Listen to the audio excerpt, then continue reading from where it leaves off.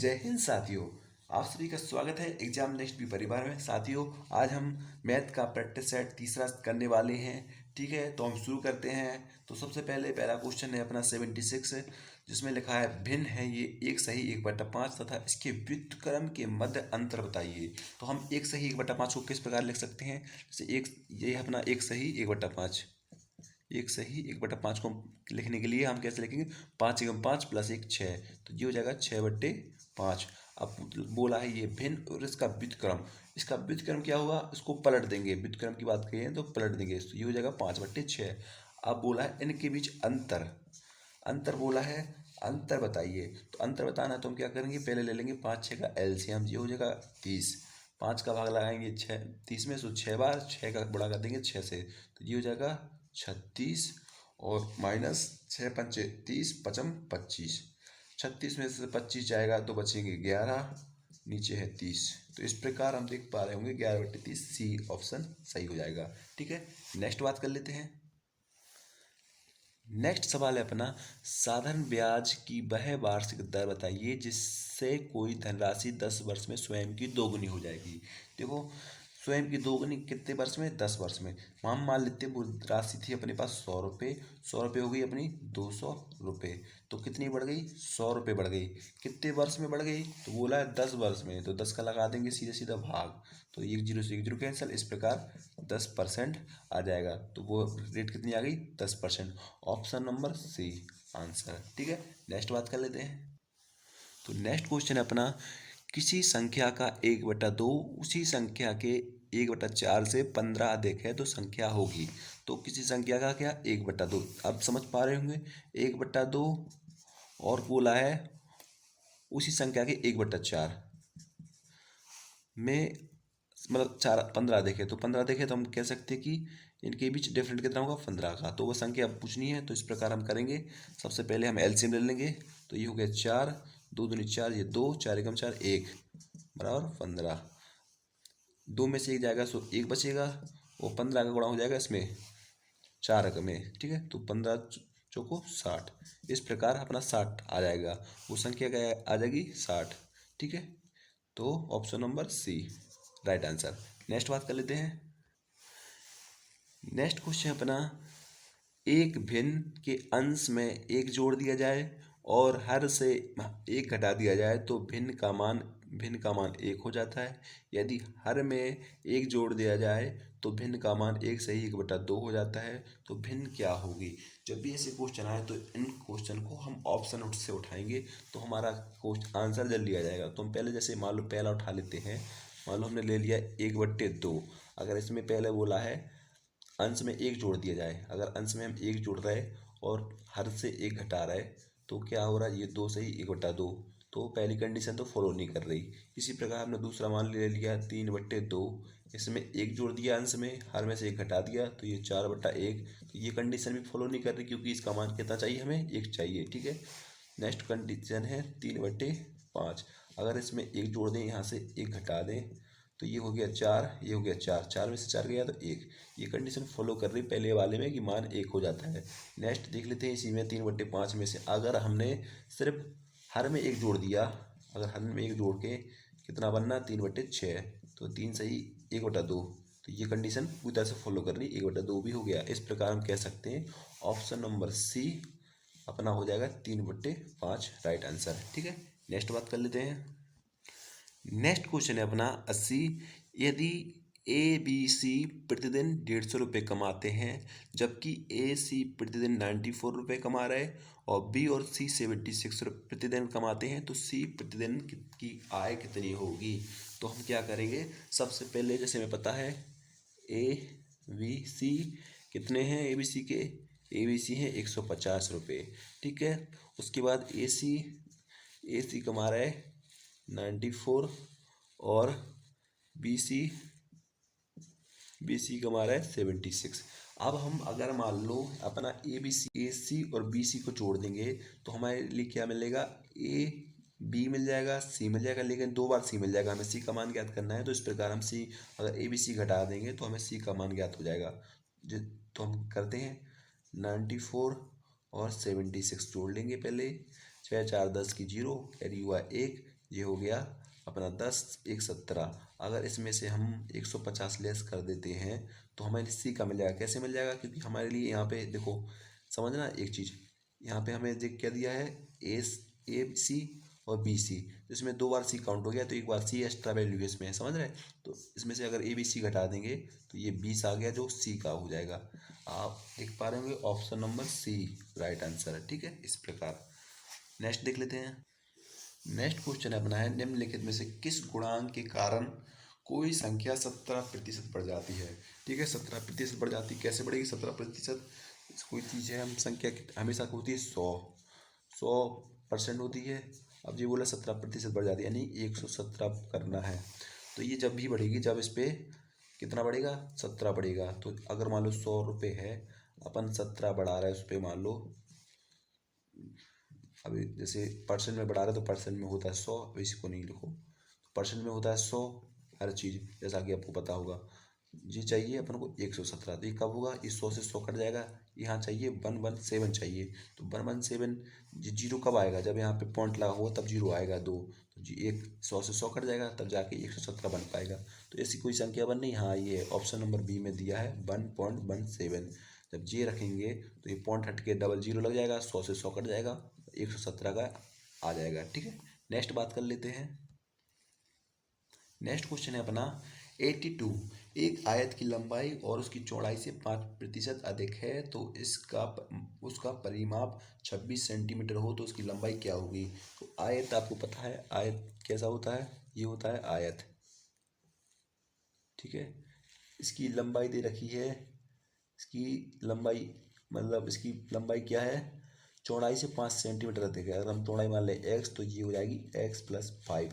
ठीक है, अब बोला है इसका इसका परिमाप 26 है, तो परिमाप क्या होता है 2lv, मतलब लंबाई गुणे चौड़ाई। इसका सूत्र होता है 2 लंबाई प्लस चौड़ाई बराबर होता है इसका परिमाप। ठीक है,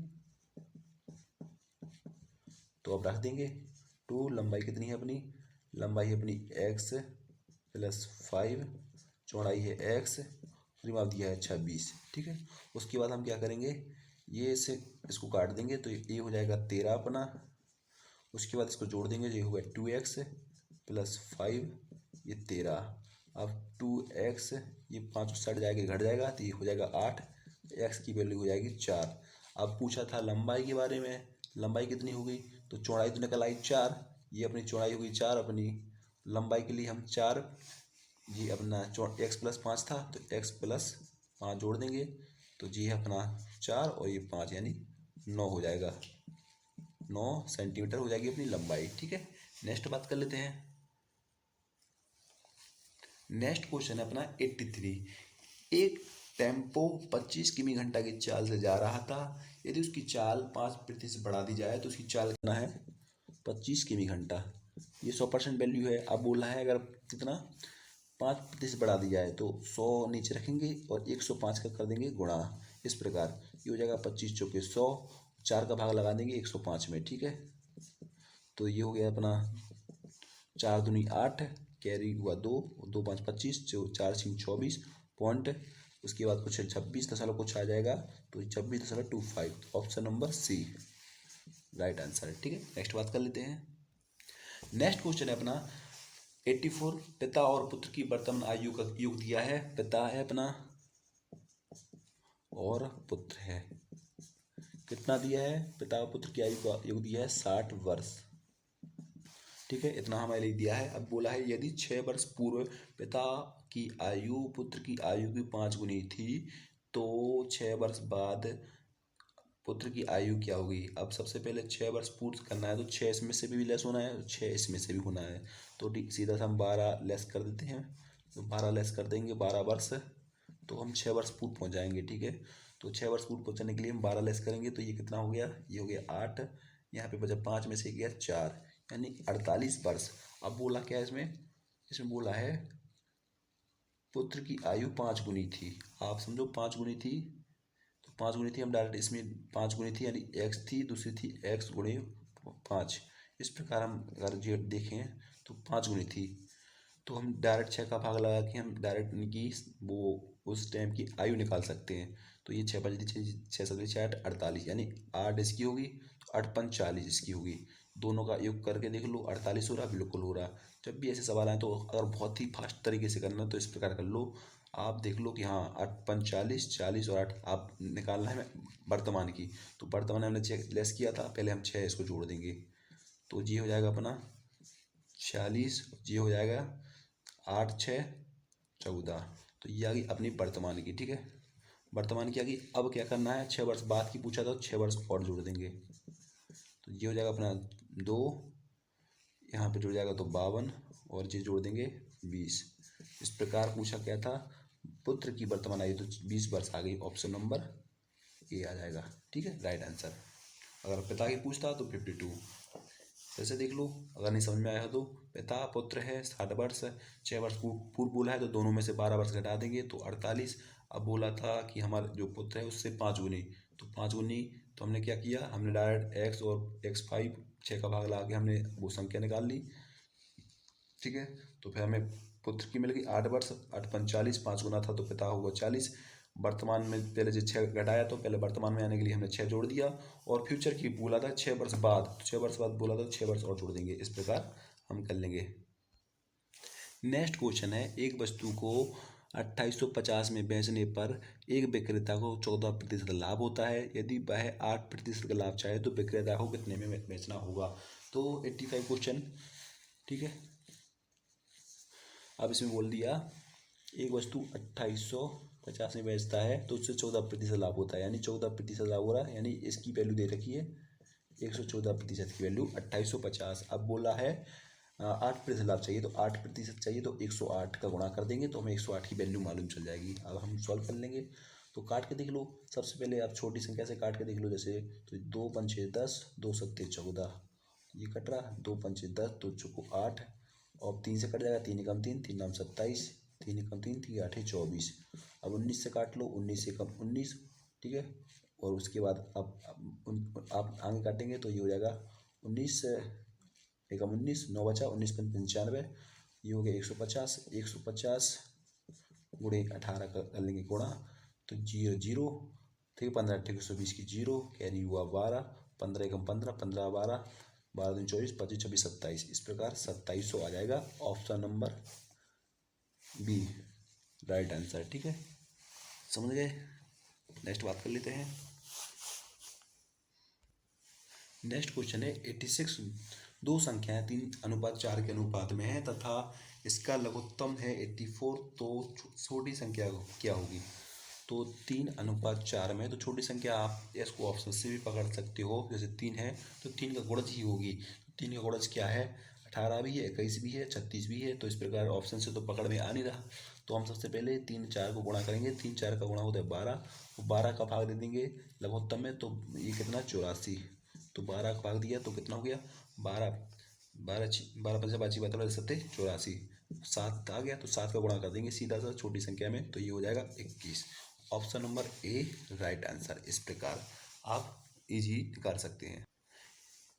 नेक्स्ट क्वेश्चन है अपना 87, एक कमरे की लंबाई चौड़ाई ऊंचाई क्रमशः दी रखी है 5 मीटर 4 मीटर 3 मीटर। तो इस कमरे में रखी जाने वाली सबसे लंबी छड़ की लंबाई ज्ञात करनी है। तो जब भी इस प्रकार का क्वेश्चन हो, यह है 87 का क्वेश्चन, तो इसका सीधा सा रूल है अंडर रूट लंबाई का स्क्वायर चौड़ाई का स्क्वायर प्लस ऊंचाई का स्क्वायर रख दो, आंसर आ जाएगा। तो सबसे पहले दे रखा है अपन को लंबाई 5, 5 का हो गया 25, डायरेक्ट कर रहे हैं, 4 का 16 और 3 का 9, इन सबको जोड़ेंगे तो ये हो गया 25। पूरा जोड़ लो आप, 16 9 25 25 25 50, तो 50√2 गया। इसको किस प्रकार तोड़ सकते हैं, 25 गुणे 2 तोड़ सकते हैं। तो 25 का पता है आपको, 5 बाहर आ जाएगा, √2 अंदर रह जाएगा। इस प्रकार 5√2 आ जाएगा। आप देख पा रहे हो option number D right answer. Next बात कर लेते हैं। नेक्स्ट क्वेश्चन है अपना 88, दो संख्याओं का योग दिया है 184, है यदि एक संख्या का एक तिहाई दूसरी संख्या के सातवें भाग से आधा देखो तो बड़ी संख्या क्या होगी। तो दो संख्या को एक दिया है तो हम पहली संख्या मान लेते हैं x, दूसरी संख्या मान लेते हैं 184 माइनस एक्स। इस प्रकार हमने दो संख्या मान ली। अब जैसा बोला है उसमें वैसा करते जाएंगे। ये कहा है x का एक तिहाई तो हमने एक तिहाई कर दिया। दूसरा कहा है यदि एक संख्या का एक तिहाई दूसरी संख्या के सातवें भाग से, दूसरी संख्या अपनी कितनी है 184 माइनस एक्स का सातवां भाग से आठ अधिक है।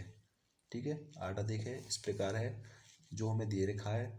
उसके बाद हम हल करेंगे तो ये हो जाएगा x/3, ये 7 का गुणा 8 में हो जाएगा 184 माइनस एक्स, या फिर डायरेक्ट एलसीएम ले लिया तो एलसीएम करके जैसा भी करना हो 8 7 56, ये इस प्रकार हो जाएगा।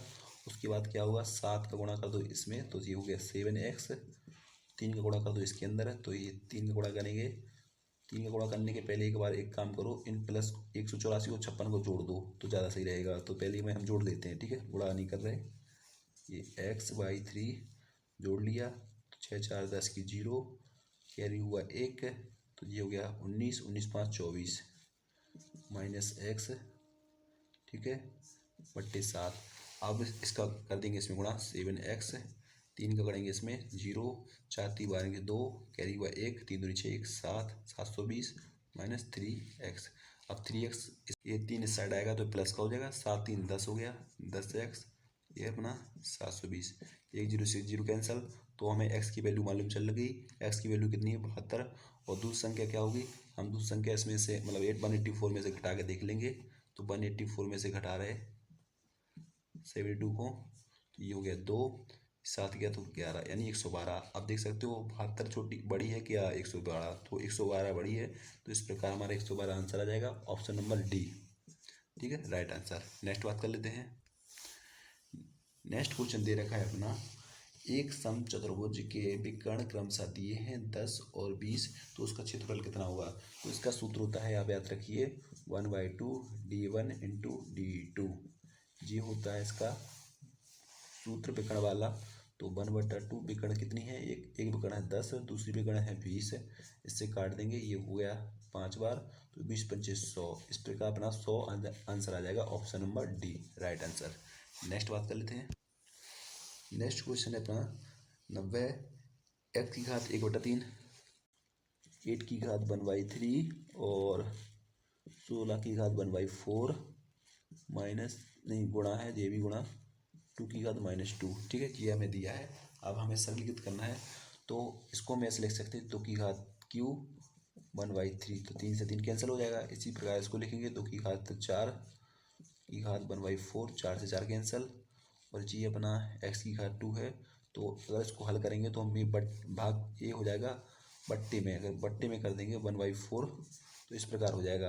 अगर प्लस में हो जाएगा 1/4, जब भी माइनस में हो अगर पलट देते हैं तो प्लस में हो जाएगा।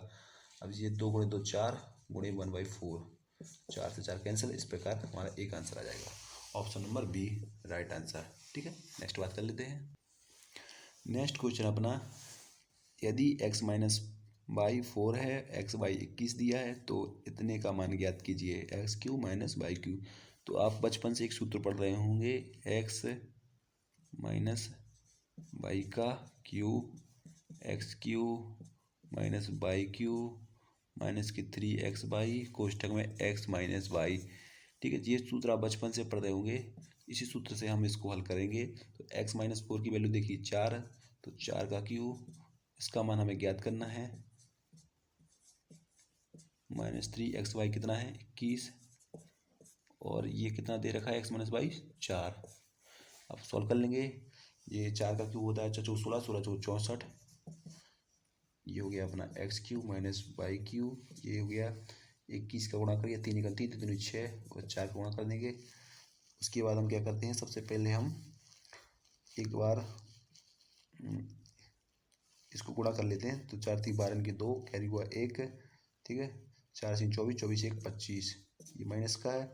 ये माइनस का इस साइड जाएगा तो प्लस में हो जाएगा, तो इस साइड पहुंचा दिया, या फिर इसका ऐसा करो, ठीक है, इसको इस साइड ले गए तो ये जोड़ देंगे इसमें, ये प्लस का हो गए, ये 252 और 64 जुड़ जाएगा। 64 दो देंगे, 4 6 हो गया, 5 6 11, 11 कैरी हुआ 1। इस प्रकार इसका मान आ गया अपना